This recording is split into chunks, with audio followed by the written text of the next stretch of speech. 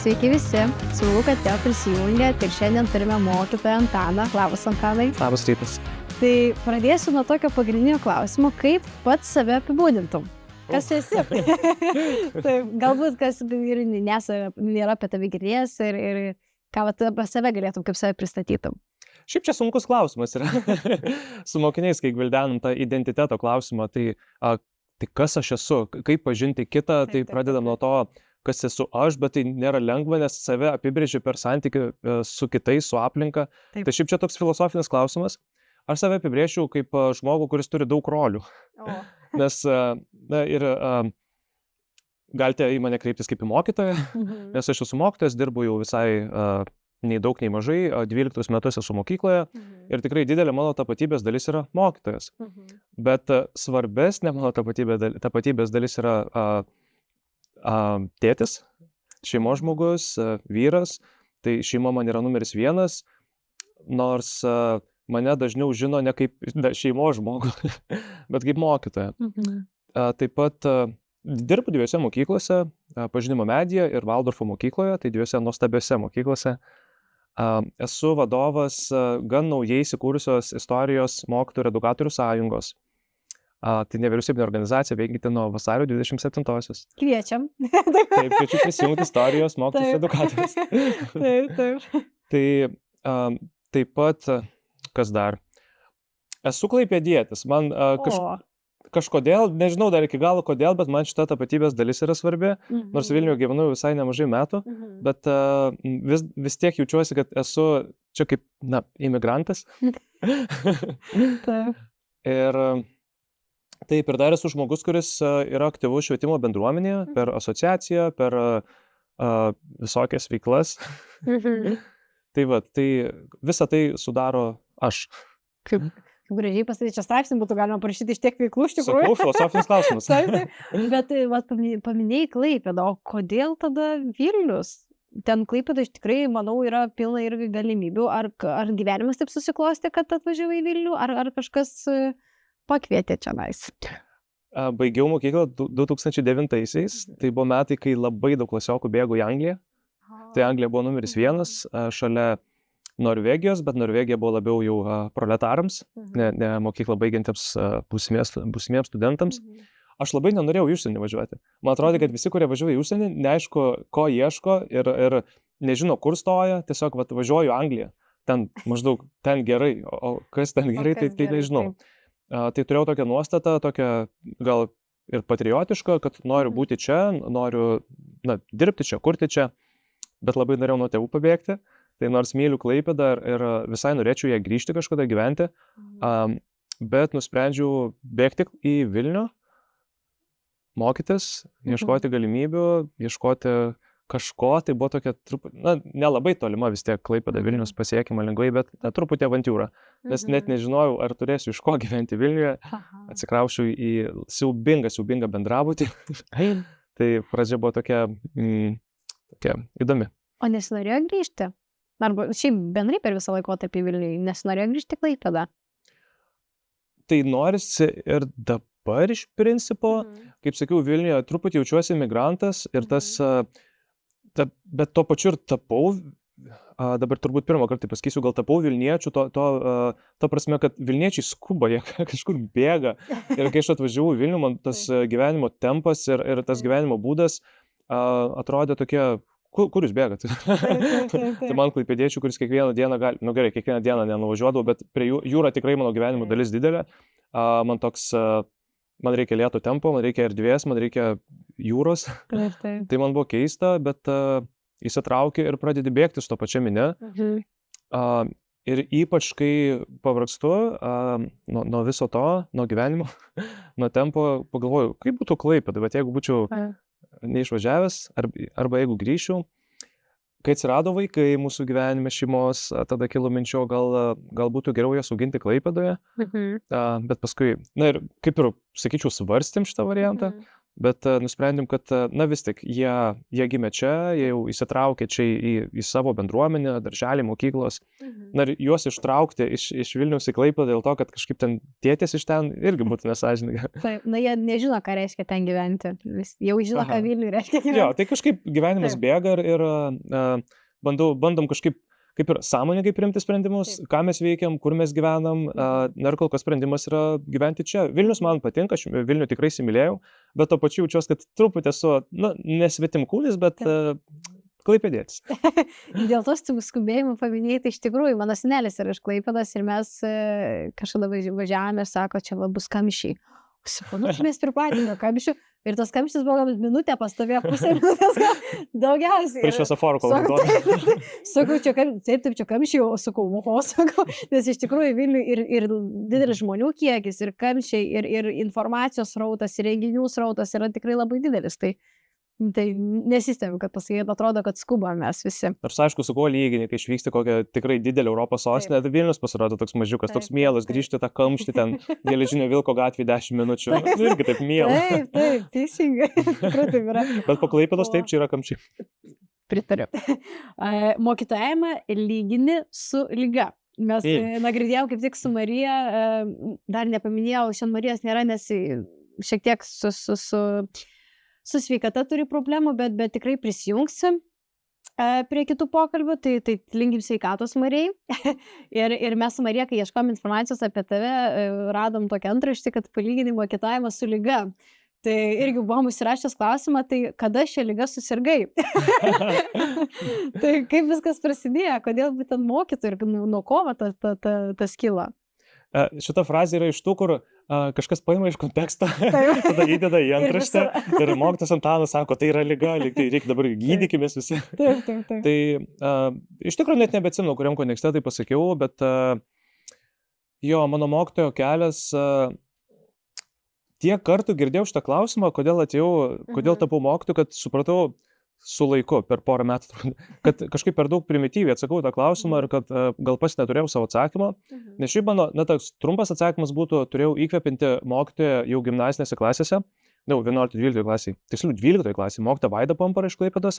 Ir kai buvau visiškai pasimetęs ir neturėjau nežalio supratimo, ką veikti, kai visi ten žiūrėjo, kokie ten Anglijos universitetai, aš galvojau, kas man patinka. Man patinka miškas, man patinka žygiuoti kur nors, patinka muzika. Kas dar, draugai, aš buvau toks. Taip. Ir mačiau mokytoją, kuris kažkaip mėgojo savo darbu ir istorija nebuvo dalykas, kuris išimtinai man patikdavo kažkada. Man kaip ir visi dalykai patiko plius minus ir sekėsi daug kas, bet kažkaip žiūriu ir galvoju, visai gal nieko gyvenimas. Ir galvoju, tiesiog pabandyti. Tai toks nelabai apgalvotas, nelabai sąmoningas, toks spontaniškas sprendimas buvo, tiesiog pabandykim tapti mokytoju, bet pastaruoju metu vis labiau suprantu, kad ta mintis tapti mokytoju man buvo visai žavi, gal daug metų netgi, nes turėjau daug įkvepiančių mokytojų iš tikrųjų. Ir turėjau mokytojų, kurie man buvo autoritetai.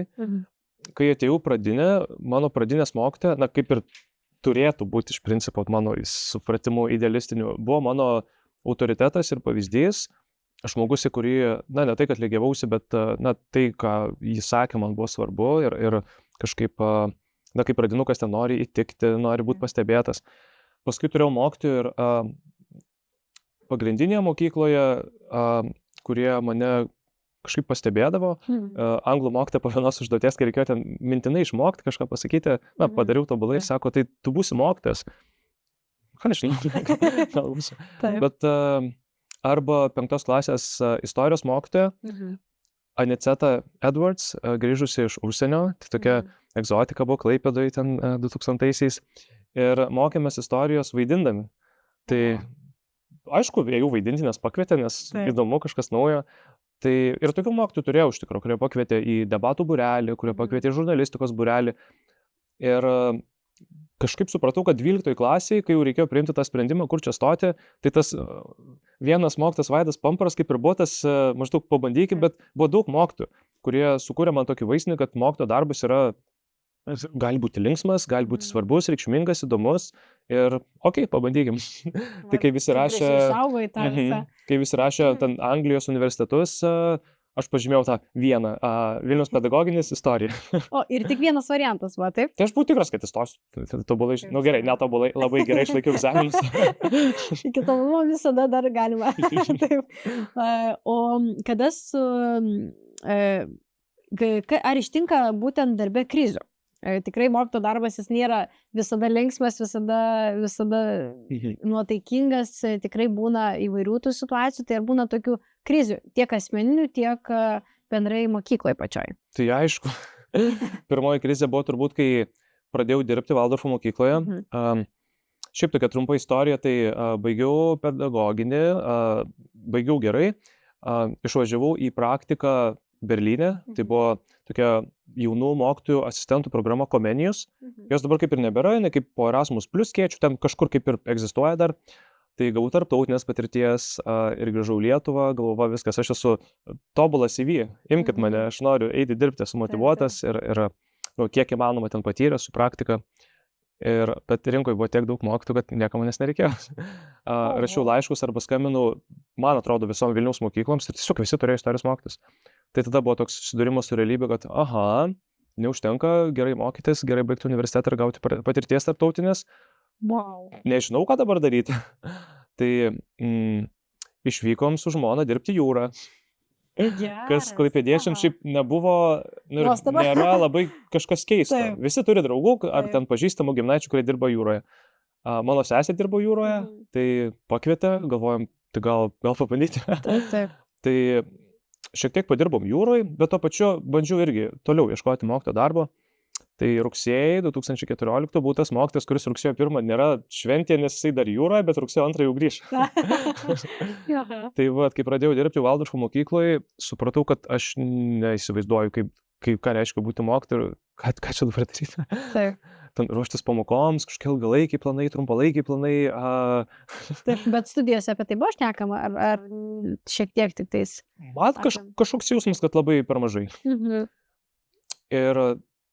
Ir dar pradėjau tada studijuoti magistro studijose, tai gyvenimas visiškai užklupo labai stipriai ir gimė pirmagimis sūnus.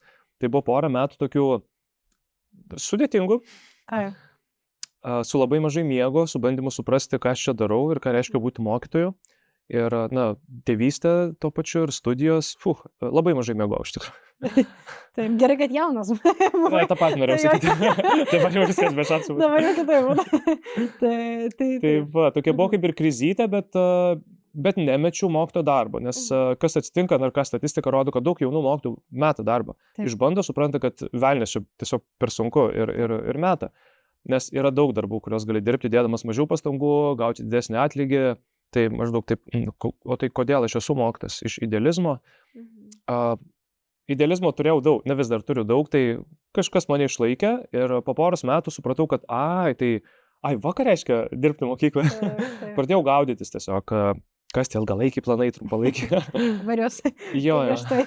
Tokie mokytojo amato dalykai, kurie ateina per arba pasiruošimą, arba patirtį, geriausiu atveju per stiprų pasiruošimą ir patirtį, ir mentorystę, jeigu turi laimės tokią turėti.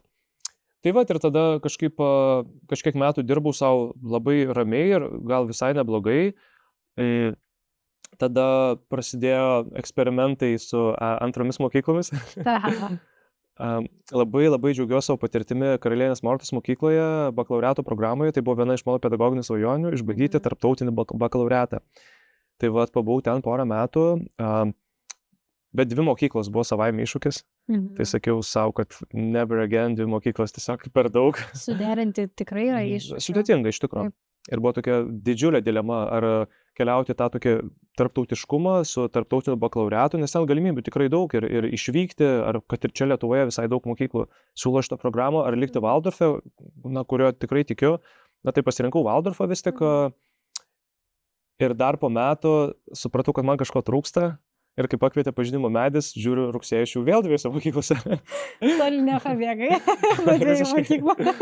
Tai, o kaip dabar sekasi 2? Vis tiek, manau, kad yra iššūkių suderinti. Ar gaunas taip, kad vienom dienom būni vienoj mokykloje, vėliau kitom, ar per tą pačią dieną turi per abi mokyklas? Kaip tas vyksta? Na tai pirmiausia, suderint tvarkaraščius. Taip. Tai 2 mokyklos man tikrai idealiai suderino ir labai patogu. Na, kai 2 mokyklos yra per 10 minučių dviračių, tai per pertrauką tiesiog paimi ir atsiduri kitoje mokyklai. Tai paprasta. Ir jeigu abiejose mokyklose dirbama pagal tą pačią programą, tai nėra kažkokie 2 skirtingi pasauliai. Kas man buvo Valdorfe plus Karalienės Mortos mokykloje, kur vienu metu turėjau dirbti pagal Valdorfo programą, valstybinę programą ir dar bakalaureato programą. Va tas buvo tiesiog labai sunku žongliruoti ir persiorientuoti.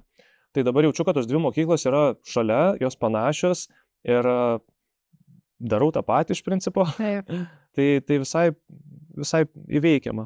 O skiriasi, kadangi, nors sakai, kad panašios, bet vis tiek jos turi tų skirtumų ugdymo prasme.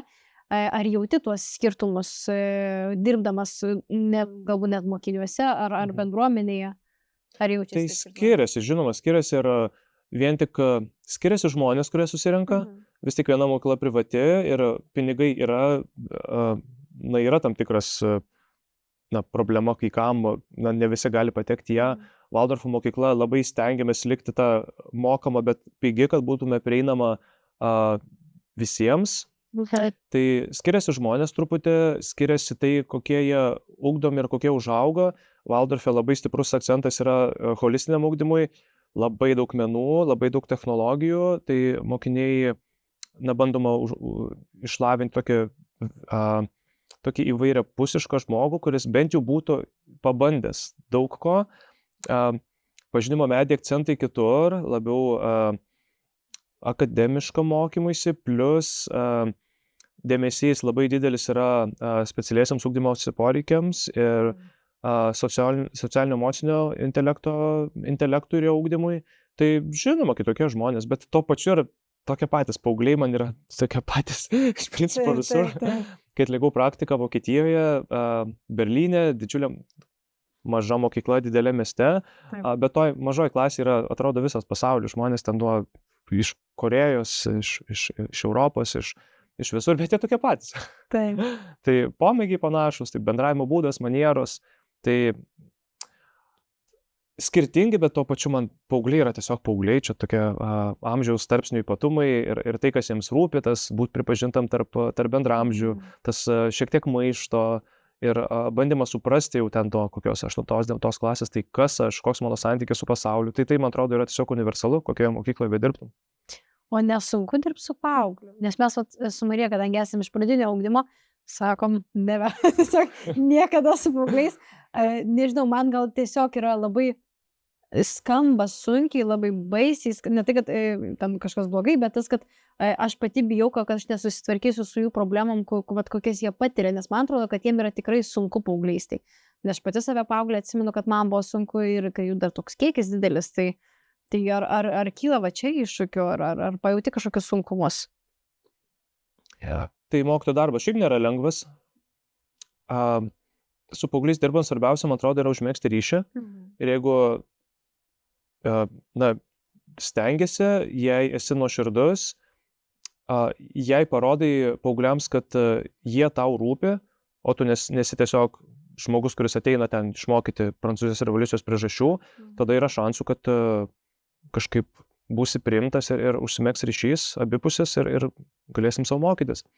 Tai man su paaugliais dirbti smagu, nes jie yra tie, kurie kažkaip jiems daug kas rūpi, jie nebūtinai moka tai iškomunikuoti, ar nebūtinai drįsta, nes vis tiek ten ką pasakysit čia suaugusiam, čia kaip išgirs mane klasiokai, bet jie gali būti labai nuoširdus ir tu matai tas vidinius konfliktus ir jų dramas, jų gyvenime ir manau, kad galiu kažkiek tai atliepti, galiu būti tas, kuris išklauso, pakalbina, kuris parodo, kad supranta, ar kuriam rūpi.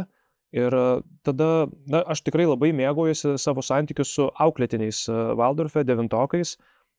Man atrodo, mes taip tikrai esam vieni kitus priėmę ir galim mokau istorijos, mokau pilietiškumą, bet kartu ir mes tiesiog bendraujame, kartu augame, aš kaip mokytojas, jie kaip paaugliai ir toks, gražus ryšys ir tiesiog visai gera būti su jais. Gražiai. Aš pati, kai buvau paauglė, atsimenu, man tikrai ne su visais mokytojais turėjau tą tokį ryšį ir nuo to ryšio ir priklauso, kaip tu tą dalyką mokinsies. Tai ar tau yra mokinių, su kuriais tiesiog nepavyksta sukurti ryšio arba reikia daugiau pastangų? Tai aišku yra. Bet tu ir neprivalai su visais užmegzti ryšį. Taip. Nes vis tik, kai pabandai save prisiminti paauglystėje, kas tau rūpi ir suaugusiųjų, tu pradedi vertinti, ko vyresnis esi, tu labiau pradedi vertinti jų kompetencijas, jų gebėjimus mokyti, kai kurių vertini santykį. Tai aš tikrai yra mokytojų, kurias tikrai labai vertinu iš gimnazijos, nes jos mane kažkur pakvietė, kurios nuolat atvertų kažkokių galimybių. Tai mes ieškom skirtingų dalykų ir gali kažkam būti labai svarbus mokytojas, kažkam nelabai, bet nieko tokio, mes dirbam kaip komanda, ar ne, mokykloje yra ten daug mokytojų. Tai tu, jeigu keltum lūkestį savo su visais, ten turėti ryšį nerealų, tai perdėksi pirmą dieną, nes to nebus. Man atrodo, tai neįmanoma, bet tai nėra reikalinga. Labai, labai gerą akcentą uždėjai, kad nebūtinai su visais ir turi turėti tą ryšį. Stengtis reikia, bandyti, suprasti, bet ryšio sukurti ir nesukursi iš tikrųjų. Nes visa tai svarbiausia yra šiaip savo šeimoje. Nes šeimoje tikrai turi kurti ryšių savo partnerių, sutuoktiniais, vaikais ir taip toliau, o mokykla vis tik yra darbas. Tai jeigu pavyksta tą santykį užmegzti, super, labai praturtina ir padaro tokią kitokią patirtį, sakykime, buvimo mokykloje, bet jei ne, tai vis gali savo pasakyti, tai yra darbas ir ir tiek. Metų mokytojas, Meilės Lukšienės premija. Kokie įspūdžiai po šių tokių didelių titulų šiais metais? Meilės Lukšienės premija 2001-aisiais buvo apdovanotas. Man ji buvo labai reikšminga iš tikrųjų, nes kažkaip dirbau savo ir tiek.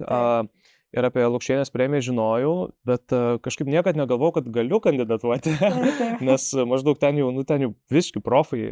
Bet 2021-aisiais atėjo tokia mintis, o tai palauk, o kada aš jau galėsiu kandidatuoti? Kada aš savo leisiu savai vertinti taip, kad aš galiu tapti kandidatu. Ir žiūriu, oi, dar ten amžiaus limitas yra. Dar reikia spėti. Žiūriu, man jau 31, tai aha. Ir tada galvoju, tai reikia bandyti. Ir ten įprastai mokytojus kažkas deleguoja. Aš galvoju, čia prašyti kažkieno, kad deleguotų pats. Bet ir pačiam galima tenais. Galima. Taip, šiaip labai siūlau ir labai kviečiu mokytojams savo kandidatūrą kelti, kol jums nesėjo 35 į Meilės Lukšienės premiją. Labai siūlau.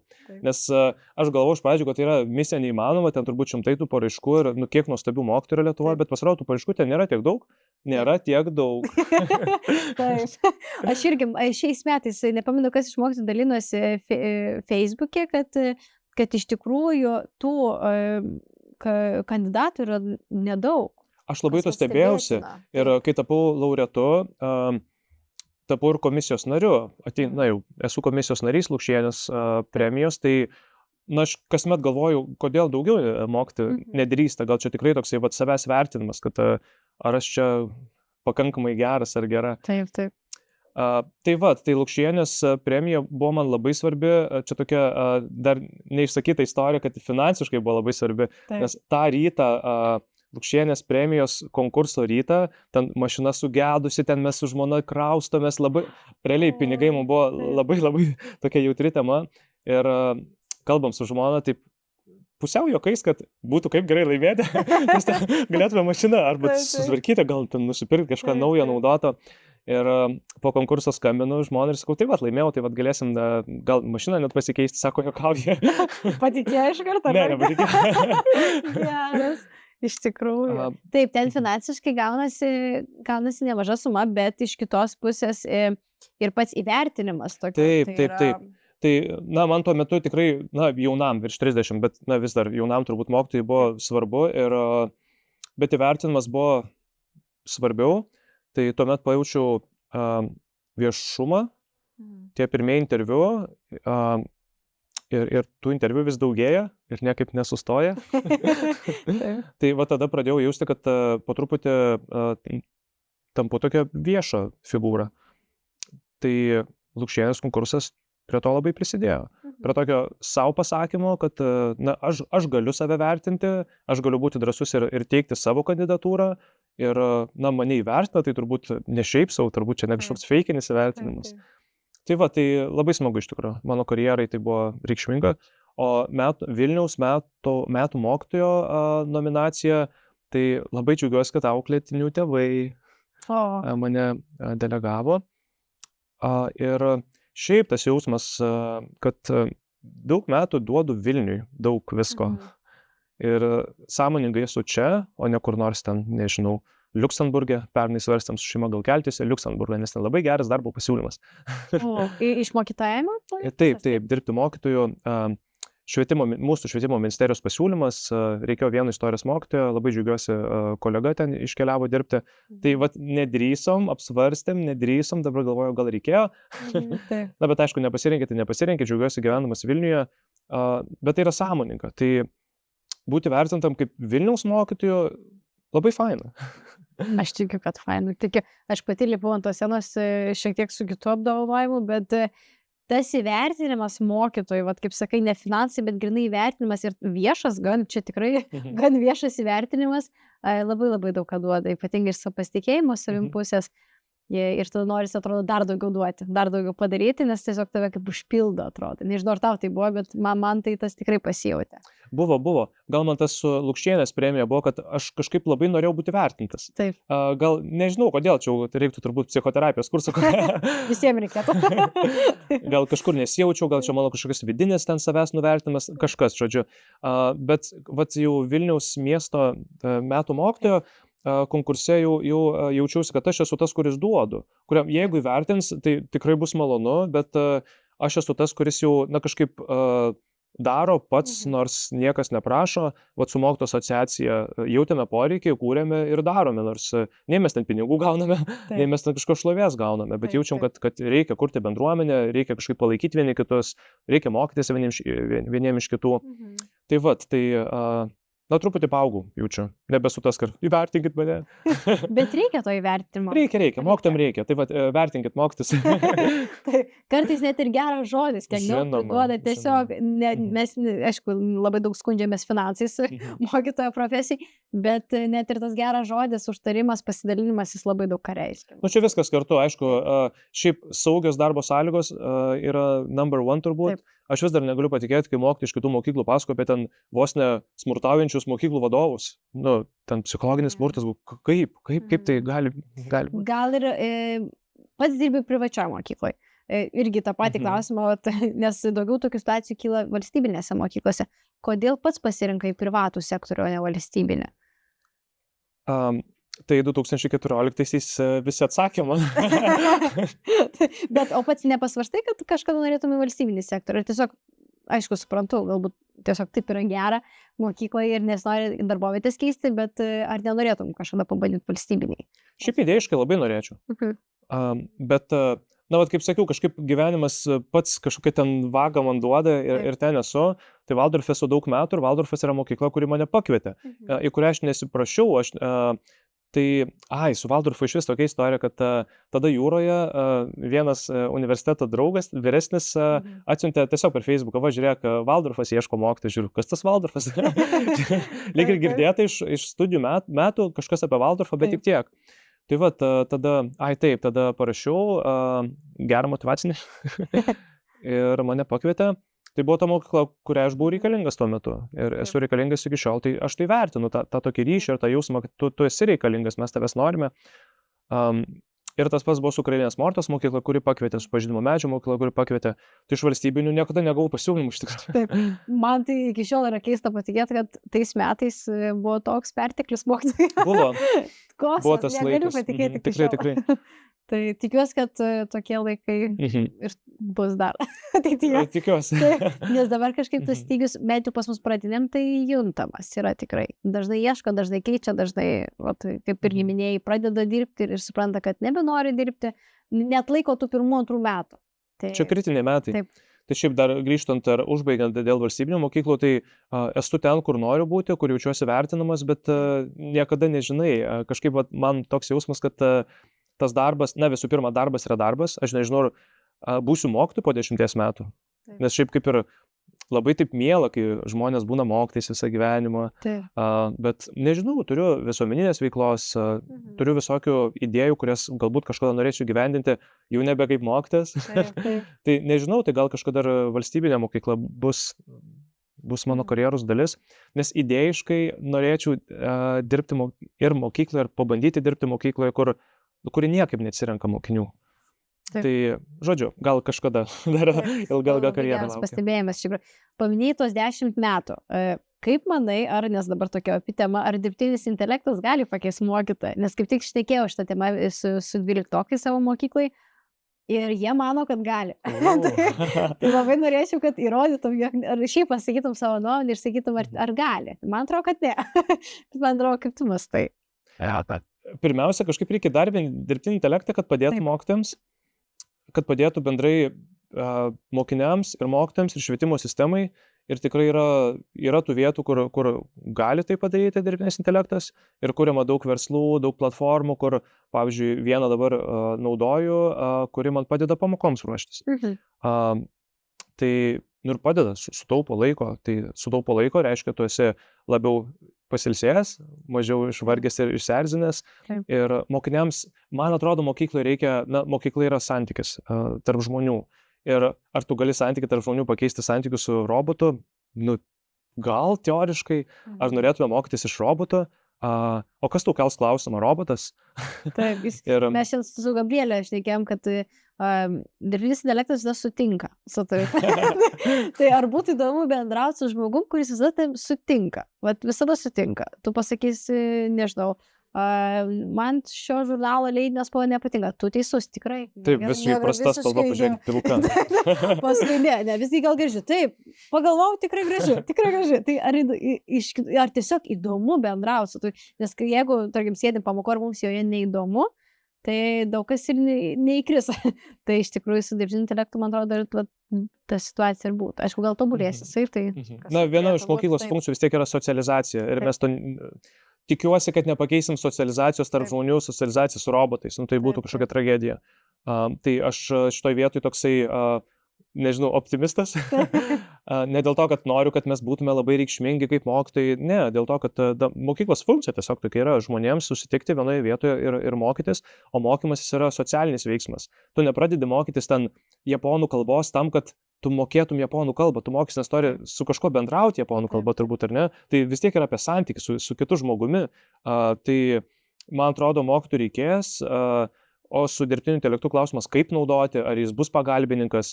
Čia rodė reportažo LRT žinios berods, Prancūzijoje paskaitos universitete ar važinėja robotas, įrašinėja dėstytojo visą paskaitą, ją vos nesupaprastina, daro konspektus ir ten transkripcija ir studentams tai pasiekiama.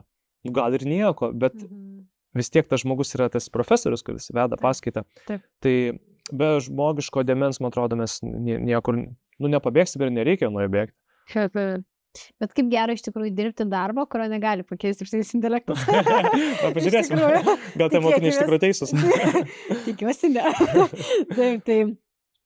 Kaip sekasi mokiniams atskirti istorijoje tai, kas tikra ir kas ne. Ypatingai, kai dabar informacijos ir tas pats dirbtinis intelektas, kai tas informacijos srautas yra toks didelis.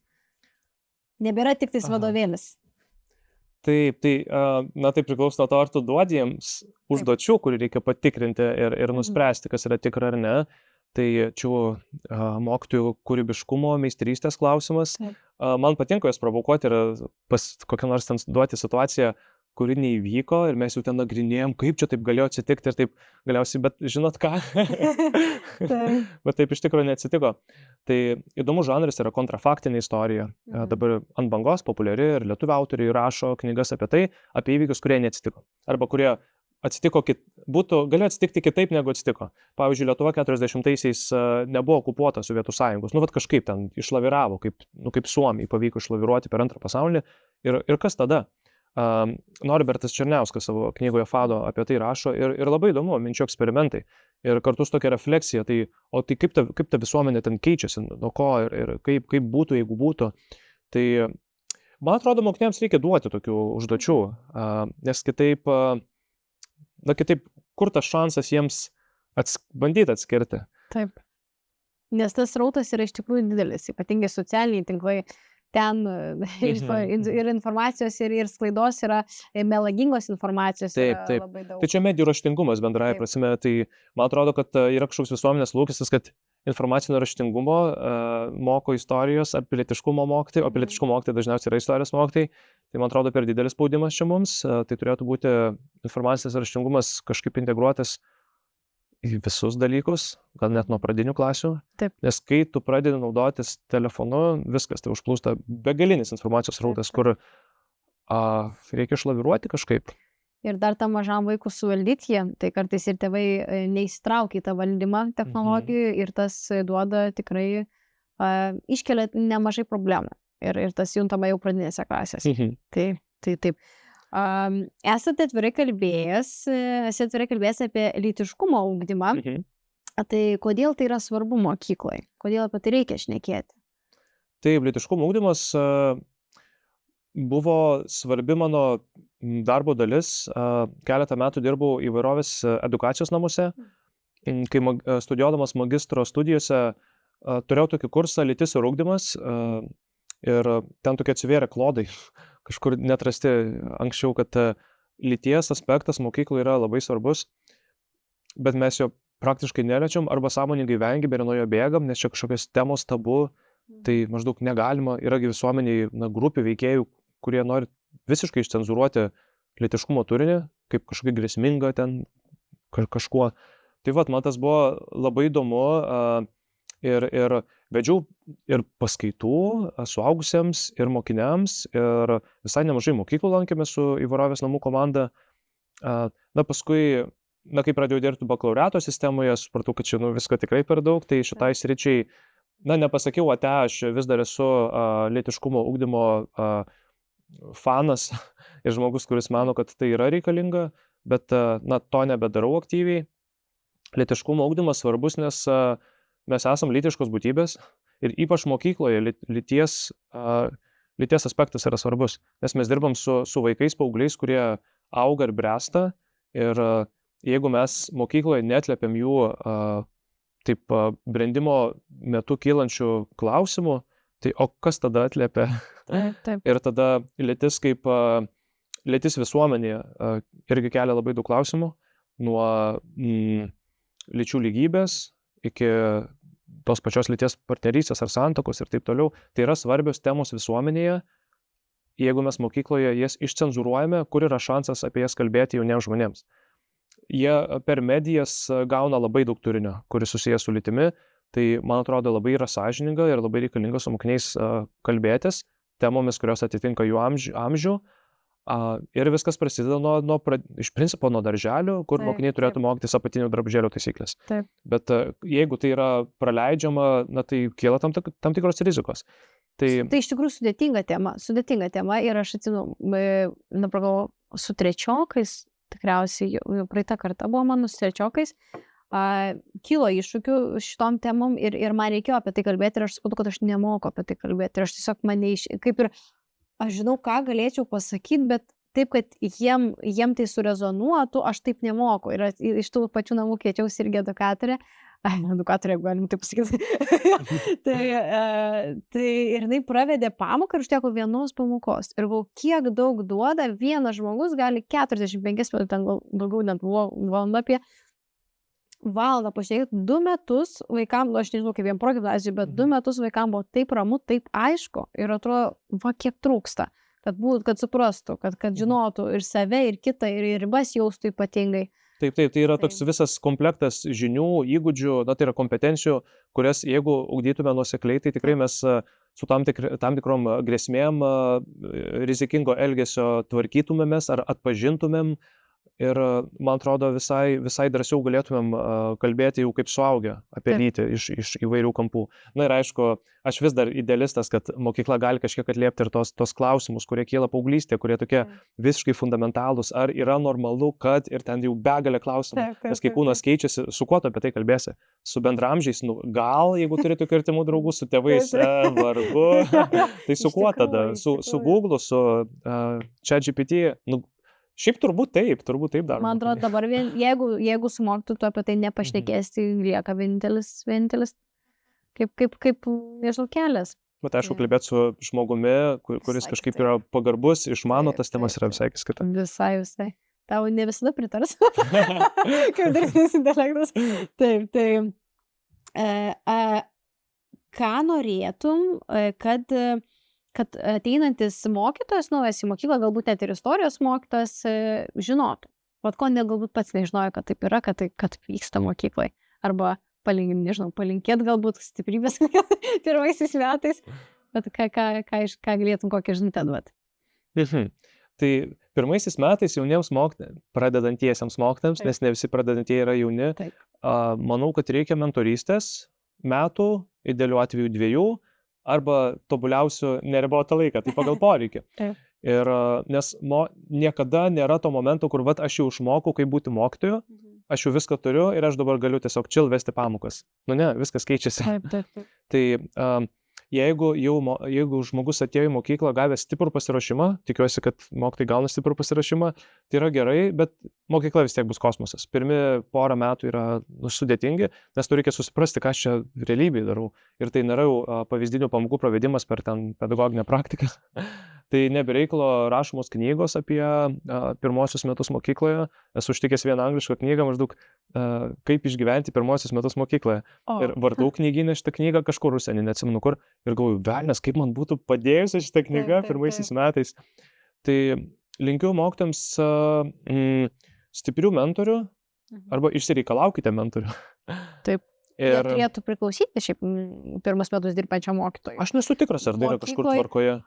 Nežinau, ar yra ir šitą, bet aš, kadangi per porą valstybinių mokyklų dirbau, tai man tas buvo išsakyta, kad tai tas ir turi būti, bet kiek aš gavau, aišku, čia priklauso ir ar pats įsiklausi kreipsis ir nuo tavęs priklauso, neturi paskui tave bėgiotas mentorius, jeigu tau ten kyla iššūkiai, neklausi. Bet viena iš įstaigų nepajaučiau, kad aš jį turėjau, nors aš turėjau oficialiai. Taip, reikia ir kokybiškų tų mentorių, kurie iš tikrųjų norėtų tau padėti ir norėtų, kad tau pasisektų mokykloje, kad būtų gerai. Tai mačiau Lietuvos ryto dabar, taip yra iniciatyva mentoriavimo būtent, kad kažkaip po du žmonės susirenkat mokytojus, taip, ir jiems padedate pirmos metus, ar kaip patikslink, kaip čia tas projektas vyksta? Tikiuosi artimiausiu metu jau detaliai išsiaiškinti, nes sutikau tapti mentoriumi ir, kaip supratau, turėsiu 2 mokinius. Ir artimiausiu metu turėsiu lyg ir pasirinkti, jeigu bus daugiau norinčių negu 2. Tai, žodžiu, bandysiu tapti mentoriumi kažkieno. Ir smagu. O mokykloje savo, jeigu ateina nauji mokytojai, jiems mentoriauja, ar yra kitas žmogus, kuris mentoriauja, iš vis ar yra tokia programa mokykloje, abiejose? Yra. Taip, yra, jinai nėra tai labai griežtai struktūruota, bet aš esu buvęs pats mentorius, turiu dabar mentorę, patyrusią mokytoją pažinimo medyje, kuri man labai padeda iš tikrųjų. Tai ačiū, Kristina. Taip. Tai labai tikiu mentorystės idėja tiesiog ir ta praktika, man atrodo, jinai neturėtų net būti tokia, kad, čia gavai 1 metus, atlankei ir dabar jau viskas, ate. Tai galėtų būti, taip nuolat, tau reikia pagalbos, tu kažkaip susibičiuliauji su kažkuo. Tai dar ko linkiu pradedantiesiems mokytojams, tai palaikančio kolektyvo, man atrodo, čia žiauriai svarbu, nes jeigu patinki pirmi metai, bet kokia atveju bus sudėtingi, jeigu dar kolektyvas yra nepalaikantis, šaltas, tada sunku. Bet ką tada daryti tokioje vietoje? Tada keist darbovietę ar ką? Nes dažniausiai išeina iš mokytojo profesijos patyrę tokį šaltumą, nes tikrai daug istorijų. Žinau, kad ateina, atstumė, nes čia naujas, nepatyręs, kažkiek padėsim, jeigu reikės, bet kapstykis. Ir pabėga mokytojai. Gerai, jeigu yra galimybė keisti kažką. Taip. Čia, pavyzdžiui, Vilniuje daug mokyklų ir kaip ir mokytojų trūksta, tai teoriškai tu gali susirasti, kur pereiti. Bet jeigu tu gyveni kur nors ten mažame miestelėje ir yra ta viena mokykla, o kita ten už 20 km, tai tu turi kažkaip turbūt prisitaikyti. Nežinau, kaip tai veikia. Taip. Bet turbūt reikia to emocinio tvirtumo ir turbūt yra ir skirtingų tokių strategijų buvimo mokykloje. Tu gali būti labai įsitraukęs ir labai bendraujantis su kolektyvu, bet gal gali ir nebūti, o daryti savo darbą tiesioginį, tai yra pamokos, auklėtiniai ar ten metodinis būrelis. aš esu iš tų, kurie kažkaip bando įsitraukti ir būti komandos dalimi, bet gal galima ir nebūti taip. Mokytojai labai skirtingi yra ir mūsų mentalitetai skirtingi, ir intravertai, ekstravertai ir panašiai. Tai man atrodo nėra vieno kelio, kad čia tas geras kelias. Ir dar trečias dalykas, kurio labai reikia žmonėms, kurie pradeda būti mokytojais, tai nuostatos, kad vis tiek reiks mokytis visą laiką. Ir ypač pradedant dabar. Įžengi mokyklą, tau dabar prasideda tavo mokykla tikroji. Taip. Tai studijas iš tikrųjų išbandai tą praktiką, joje būni, bet tai ne tas pats, kas mokytojo darbas. Pats tikriausiai žinai. Tai žinoma, ne tas pats, nes rutina ne ta, tempas ne tas ir jau atsakomybė ne ta. Taip. Tai kai jau tampi mokytoju su darbu sutartimi, tai jau atsakomybė ir tai yra jau viskas, tai yra tikrai. Taip. Dar, nežinau, ar tu čia tik dabar pradėjai tos socialinius tinklus taip vesti, bet man dabar pastoviai tavo postai, tavo žinios ir aišku labai įdomu, man tas tikrai patinka, nežinau, ar anksčiau tą vesdai, bet man dabar kažkaip pradėjo labai daug rodyti. Ir vienas dalykas, kuris labai užkabino akį, tai kad Ukrainoje buvai. Tai kokia patirtis ten, kokie jausmai grįžus iš ten, kaip ten sekėsi? Dėl mano puslapio mokytojas Antanas, tai jisai šiaip senas yra. Taip. Aš jį pradėjau tada, kai pradėjau studijuoti ir gal iš ko čia gyventi reiks, tai gal antrais, o gal ir pirmais metais studijų, gal pabandysiu būti korepetitorium. Taip. Tai užsivedžiau šitą puslapį, Facebookas buvo dar toksai naujas dalykas, pakankamai, ir gal čia bus mano tokia reklaminė platforma. Bet nieko aš ten nedariau, jeigu atsukti ten įrašus, daug metų gal tuščia ten. Ir daug metų nieko nedariau, bet paskui kažkaip atėjo toks noras, poreikis kažko dalintis, kažką rašyti. Ir pastarosius, nežinau, 5 metai, kokie tikrai labai aktyviai darau. Ir supratau, kad čia platforma ne šiaip ten pasireklamuoti, bet kalbėtis apie mokytojo darbą bendrai, apie iššūkius. Man labai svarbu dalintis iššūkiais ir ta tokia realistinė situacija, kad mokytojai patiria ne tik ten džiaugsmo visokio, nes socialinių tinklų tas yra niuansas, kad mes matome labai daug tokių džiugių istorijų ir tokio netikro kažkokio gyvenimo. Tai aš noriu, kad mano puslapis rodytų daug ką, kažkokį tokią įvairiapusiškumą. Kartu, kad jisai motyvuotų žmonės, kad matytų mokytojo darbą kaip sunku, bet tokį apdovanojantį. Tikiuosi, bent kažkiek pavyksta. Pavyksta tikrai. Man dar keista, kad sakai, 5 metai, tai reiškia, čia mano problema buvo, kad aš nemačiau, nes man tik šiais metais pradėjo ypatingai daug tų. Tai algoritmai, pradedi žiūrėti ir tada tik artimė. Čia jeigu kokią prekę pažiūri ir tada jau kol nusiperki. Taip. Tai apie Ukrainą, kaip ten patirtis? Ukraina buvo, gavau kvietimą iš prezidentūros dalyvauti renginyje. Tai Olena Zelenska dabar buvo 5-oji konferencija, tai prieš 5 metus sugalvojo tokią idėją suburti pirmasias ponias ir džentelmenus į vieną vietą, į konferenciją, kur bus kalbama apie tą minkštąją galią. Nes pirmosios ponios ir džentelmenai kaip ir minkštąją galę naudojasi. Tai rūpinasi socialiai rizikingomis grupėmis arba jautriomis grupėmis ir pasirenka, kokios tai grupės yra. Tai šių metų konferencija buvo apie švietimą, tai reikėjo mokytojo. Tai labai džiaugiuosi, iš tikrųjų labai dėkingas esu, kad turėjau galimybę ten nuvykti. Patirtis tokia iš dalies surreali, aš nebuvau niekad Ukrainoje. Tai kirtus sieną Lenkijos, Ukrainos buvo toks jausmas geras, kaip geras, neįtikėtina, aš esu šalyje, kur šiuo metu kariauja. Kaip tai jaučiasi? Tai ir tą jausmą pajutė, jau Kyjive, kai pradėjau matyti visur daug karių, kai matai tas vietas, kurios skirtos atminti žuvusiems ir, aišku, oro sirenos. Tai kalbant su vietos žmonėmis, su ukrainiečių mokytojais, lankiausi mokykloje, vedžiau pamoką, viena geriausių patirčių mano per visus metus mokykloje. Supranti, kad kaip jie yra pripratę ir susigyvenę su situacija, tai yra prisitaikę, moko, sirena ir visi rūsi. Ir tu nežinai, ten būsi pusvalandį ar 10 valandų. Tai man tai buvo toks, viena, tai didžiulė motyvacija toliau reikšti viešą paramą Ukrainai. Antra, tai toks didžiulė nuostaba ir pagarba ukrainiečių mokytojams. Tai tu gali išvykti, sienos yra atviros su Lenkija, Lietuva ir mes mielai priimame ukrainiečius, bet jie pasirinkę likti. Kyjivas, vis dar negaliu patikėti, koks tai didelis miestas, vieni žmonės išvykę, kiti atvykę iš Rusijos laikinai okupuotų teritorijų, ir gyvenimas toliau verda. Ypač dieną tu kaip ir matai, kad kariai ir taip toliau, bet žmonės gyvena toliau savo gyvenimą, nes tu negali negyventi, nes kaip kitaip. Ir naktį sirenos. Tai tik būdamas Kyjive supratau, kad ką daro Rusija, tai tiesiog vargina žmonės ir kiekvieną naktį, taip bando reguliariai 2 nakties, 4 paryčiais, 6 tiesiog paleidžia kokį droną ar dar kažko, kad kauktų sirenos ir žmonės tiesiog nemiegotų. Ir, taip galbūt nusivils, pradės spausti politikus, maždaug užbaigim karą, tai reikia remti Ukrainą, nes jie yra visiškai nusiteikę kovoti tiek, kiek reikės, yra labai labai dėkingi Lietuvai. Tai patirtis buvo tokia labai turtinga ir smagiausia vis tik buvo su mokiniais pervesti pamoką. O kaip jie jaučiasi, kaip mokiniai?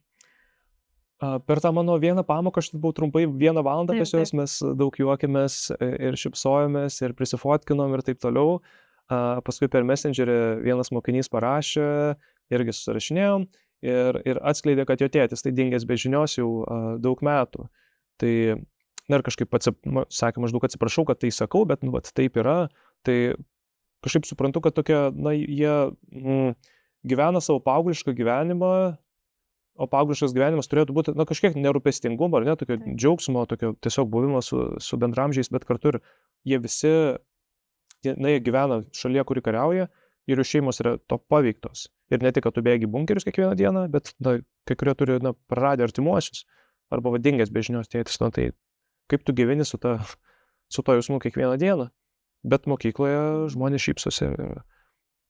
Smagu, bet grįžtam net ir prie tos temos, kai šnekėjau, kad ta bendruomenė yra labai svarbu mokykloje. Tai vis tiek smagu, kad išlieka ta mokykla ir mokytojai lieka, kad vaikai turi kur ateiti. Kad ir tas mintis galbūt nuvietas nuo visų bunkerių, nuo visos tos situacijos. Tai tikimės visi, man atrodo, kad ta situacija gerės tik tais ir smagu, kad yra galimybė ten nuvažiuoti ir pamatyti ir grįžus čia skleisti dar garsiau tą žinutę. Tikrai taip. Tai vat. Ir pabaigai jau viena žinutė, pagrindinė žiūrinčiam mokytojui, mokiniui, tavo galbūt bendradarbiui, kokia galėtų viena žinutė, bendrinė prasme arba su mokytoju susijusią profesiją, ką norėtum palikti? Man visada labai sunku sakyti klausimus, kur tik apibendrinimas. Taip, filosofiškai. Aš iškart labai daug minčių sukasi, čia kaip apie, kas jūs esate. Kai pradėjom, tai ir baigsim. Tai man atrodo, mokytojams svarbu nepamiršti, kad mes esame labai svarbus, kad mūsų profesija yra reikšminga, kad mes turim didžiulę galią iš principo keisti visuomenę, prisidėti prie visuomenės kūrimo, kur yra daugiau supratimo, daugiau įsiklausimo, daugiau pagarbos, kurios galbūt stinga. Tai yra tai, kas mane veža. Ir santykis, mokykla yra santykis ir mes turim galimybę kiekvieną dieną kurti tą santykį, kur mes duodame, bet ir gauname atgal. Ir darbas su mokiniais mane pakrauna, jeigu nors mokytojo darbas yra pakankamai komplikuotas, sakykime, bet pats buvimas su vaikais dažniausiai mane pakrauna. Tai linkiu mokytojams rūpintis savimi, ieškoti balanso tarp darbo ir poilsio, darbo ir šeimos ir ieškoti to, kas darbe įkvepia, pakrauna, o ne tiek išsekina. Kaip gražiai pasakyta. O mes tau turim dovaną. Tai knygos.lt tau perduoda knygą kaip mokytojų standartiška ir tikimės, kad patiks. Tai prašau. Ačiū labai. O žiūrovams tai turim žinia, su kodu balsas gausite 5% nuolaidą bet kokiai jūsų pasirinktai knygai, todėl kviečiame skaityti, domėtis, sekti Antaną, nes tikrai minčių yra nuostabių tavo socialiniuose tinkluose. Labai ačiū, kad skleidi tą žinią. Ačiū, kad šiandien atvykai ir tikiuosi dar susimatys. Ačiū už kvietimą.